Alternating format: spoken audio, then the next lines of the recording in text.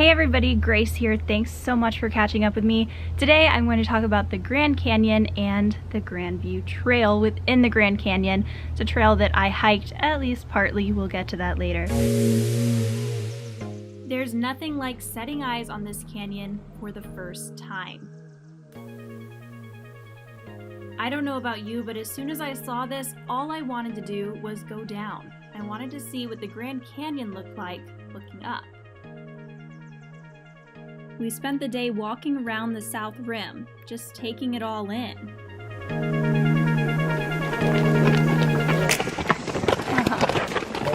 There are plenty of things to do at the Grand Canyon, but with a record heat wave, hiking wasn't one of them, at least not during the day. We decided it was time to find our way back to the shuttle, which was kind of easier said than done. They give you too much information there. And throw in the towel. Emily came down with heat exhaustion. We brought her home and I headed back out by myself to hike Grandview Trail in the cooler part of the day, evening. Grandview Trail isn't a maintained trail and it isn't marked on the maps, but it starts right at Grandview Point, the highest point of the South Rim.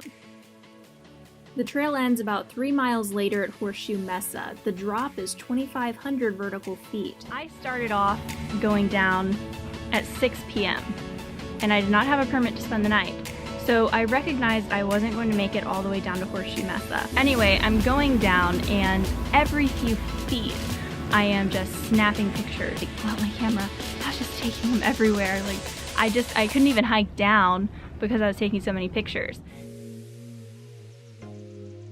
I guess I was moving pretty slowly, or maybe I just didn't see the 1 mile mark and kept going. I was like, wait, these mountains are looking really colorful right now. Like the sun is hitting them as it's setting, and I'm supposed to be back at the top to see the sunset with my family at 7:30. I take off my backpack and I pulled out my phone. It was 7:22. Yikes. I put my phone back in, put on my backpack, and basically started running back up the trail as sure-footedly as possible. Arrive alive, right? Every time that I stopped, I would check my phone for service because I really just wanted to tell my parents, like, I'm okay, please do not call the park service. I was just embarrassed thinking about it. I was like, oh, how could I make this mistake? It's getting dark. I'm moving up this canyon. Suddenly, a call came out and it was like,